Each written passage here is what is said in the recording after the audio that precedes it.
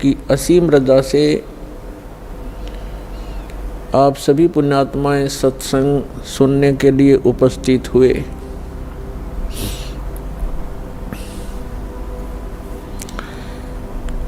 सत्संग में आने से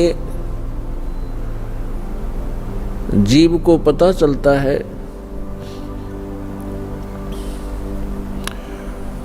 हम कौन हैं, कहाँ से आए हैं। यहाँ ये मरने और जीने की व्यवस्था किस कारण से बनी हुई है। इस बात को प्रत्येक प्राणी महसूस करता है। जन्म हुआ अच्छी बात, परिवार हो गया बहुत ही अच्छी बात, पुत्र पुत्री हुए,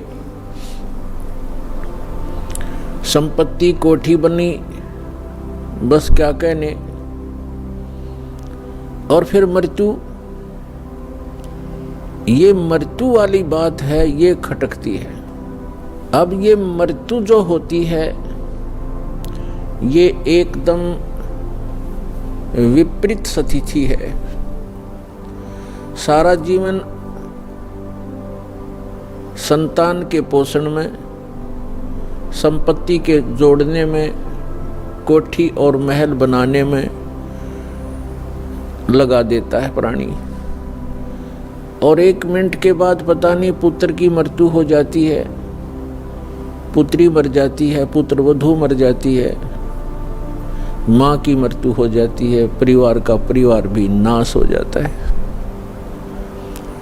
तो यहाँ हमारी बुद्धि कभी नहीं जाती कि ऐसा क्यों हो रहा है।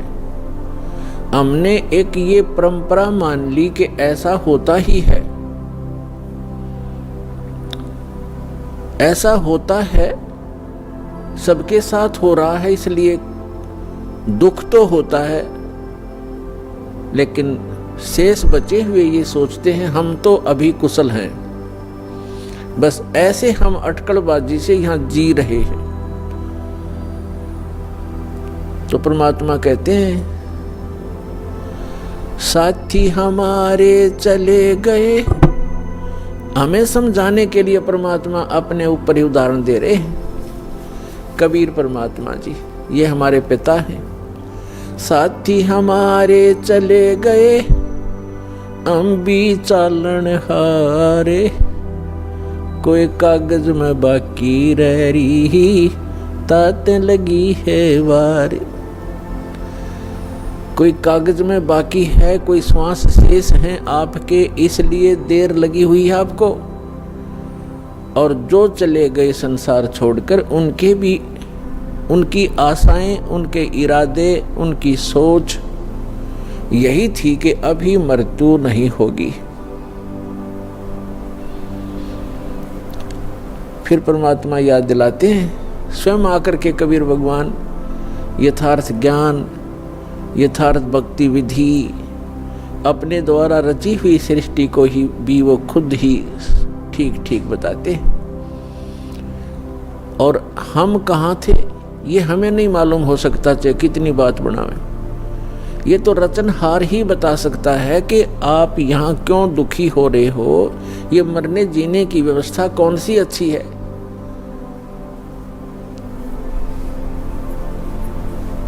इस बात को सभी मानते हैं कि अच्छी नहीं है।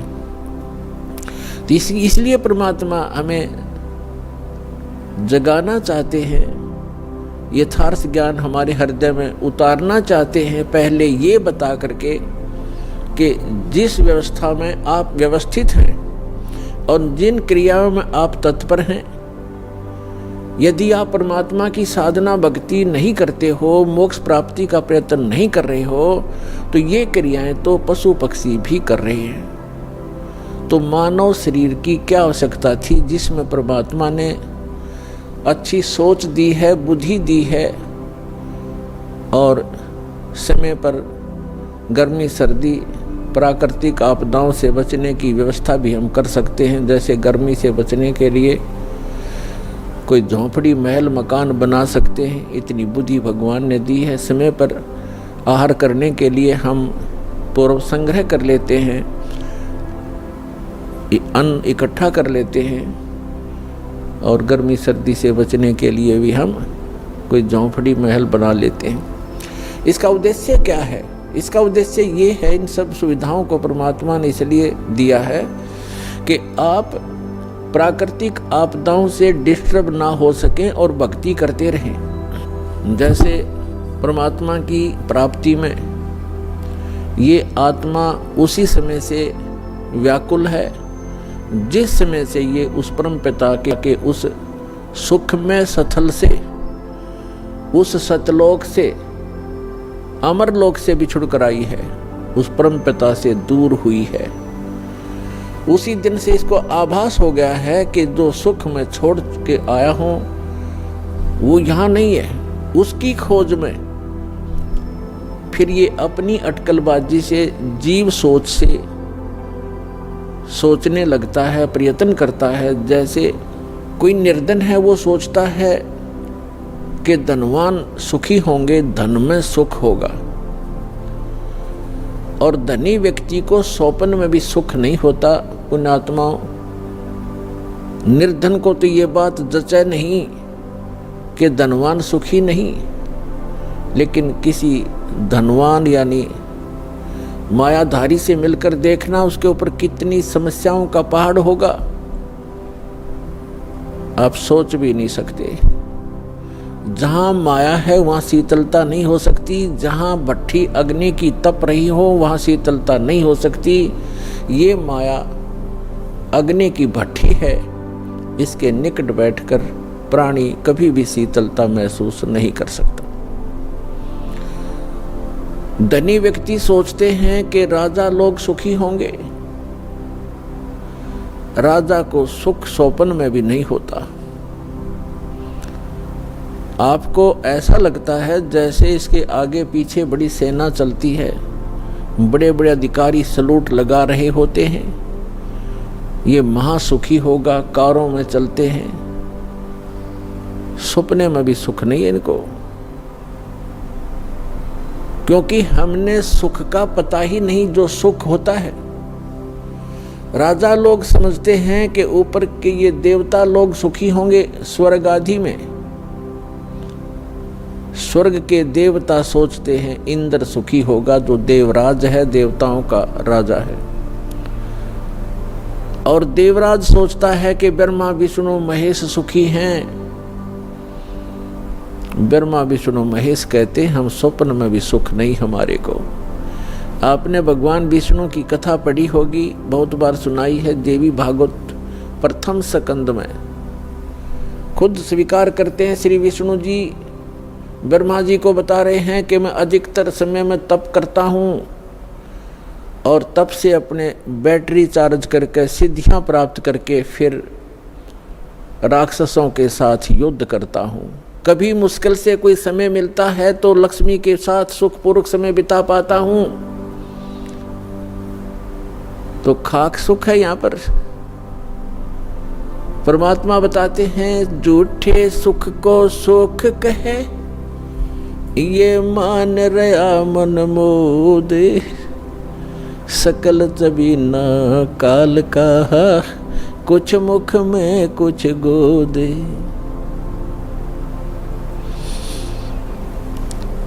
इस झूठे सुख को सुख कहे, ये मान रहा मनमोद। कौन से झूठे सुख को? एक व्यक्ति बता रहा था कि मेरे एक कन्या ने जन्म लिया, जन्म से उस कन्या के गुदा स्थान नहीं था। इसको देखकर मेरे ऊपर पहाड़ टूट गया समस्या का, महा दुखी हो गया मैं। डॉक्टर के यहाँ लेकर गया मेडिकल में। जिस वार्ड में मेरी बेटी को भर्ती किया उसमें ऐसे 3-4 केस और थे। तब मुझे कुछ राहत मिली कि मेरे जैसे और भी दुखी हैं। बताओ इससे क्या लाभ मिला उसको? अपना मन में मान लिया कि चलो और भी दुखी हैं तो मैं भी दुखी हूं, कोई बात नहीं। क्या वो दुख हल्का हो गया? क्या गुदा स्थान बन गया बेटी का? तो पुण्यात्माओं, इसे गंदे लोक में रह रहे हम, यहाँ सुख नाम की चीज नहीं है। हम एक दूसरे को दुखी देखकर उससे हल्का दुख हो या उसके बराबर हो, हम अपने राहत मान लेते हैं। यहाँ कोई विकल्प नहीं है। जैसे एक व्यक्ति के 3 पुत्र थे, एक पुत्र की मृत्यु होगी, बहुत दुखी, बुरी तरह रो रहे हैं, आहार भी नहीं कर रहे हैं। शोक व्यक्त करने वाले व्यक्तियों में एक ऐसा व्यक्ति उपस्थित था जिसका एक ही पुत्र था, वही मृत्यु को प्राप्त हो चुका था। तो सांत्वना देने वालों ने कहा कि देख भाई, यहाँ तो ऐसा ही है, सभी की मृत्यु होती है, ये तो भगवान हवाला बात है, चिंता मत करो। देखो ये भाई बैठा है, इसको देख कर जी ले, इसका इकलौता पुत्र था, उसी की मृत्यु होगी, ये भी तो अपना समय व्यतीत कर रहा है, धैर्य कर। तो तब उस व्यक्ति को कुछ हौंसी आई, हाथ मुंह धोए, कुछ देर में खाना भी खा लिया। अब उसने ये सुख मान लिया कि देख, इस बेचारे का इकलौता पुत्र था और वो ही मर गया, मृत्यु को प्राप्त हो गया। शुक्र है मेरे तो 3 थे, मेरा तो एक ही मरा है, 2 तो बचे हैं, पहले इससे सुख मान लिया। क्या वो बेटा वापस आ गया? तो यहाँ परमात्मा कहते हैं झूठे सुख को सुख है ये मान रहा मनमोद, और सकल चबीना काल का, कुछ मुख में कुछ गोद। परमात्मा यहाँ क्या बताते हैं? भाई तन दर सुखिया कोई न देखा, जो देखा सो दुखिया हो, उदय अस्त की बात करते हैं, मन सबका किया विवेक का हो, सबका किया विवेक का हो। भाई घाटे बाधे सब जग दुखिया, के गृहस्थी बैरागी हो, लाभ हानि से सब कोई दुखिया, के गृहस्थी बैरागी हो। सुख देव ने दुख के डर से, गर्भ में माया त्यागी हो, गर्भ में माया त्यागी हो। तंदर सुखिया कोई न देखा, जो देखा सो दुखिया हो, उदय अस्त की बात करते हैं, मन सबका किया विवेक का हो, सबका किया विवेक का हो। भाई जंगम दुखिया जोगी दुखिया, तपस्वी को दुख दूना हो, जंगम दुखिया जोगी दुखिया, तपस्वी को दुख दूना हो। आशा तृष्णा सबको व्यापे, कोई महल ना सुना हो, कोई महल ना सुना हो। तंदर सुखिया कोई न देखा, जो देखा सो दुखिया हो, उदय अस्त की बात करते हैं, मन सबका किया विवेक का हो, सबका किया विवेक का हो। भाई साच कहूँ तो जग ना माने, पर झूठ कही ना जाई हो। साच कहूँ तो ये जग ना माने, पर झूठ कही ना जाई हो। ये ब्रह्मा विष्णु शिव जी दुखिया, जिन ये राह चलाई हो, जिन ये राह चलाई हो। तंदर सुखिया कोई न देखा, जो देखा सो दुखिया हो, उदय अस्त की बात करते हैं, मन सबका किया विवेक का हो, सबका किया विवेक का हो। सुरपति दुखिया भूपति दुखिया, रंग दुखी बपरीती हो। सुरपति दुखिया भूपति दुखिया, रंग दुखी बपरीती हो। कहें कबीर और सब दुखिया, एक संत सुखी मन जीती हो, संत सुखी मन जीती हो। तंदर सुखिया कोई न देखा जो देखा सो दुखिया हो।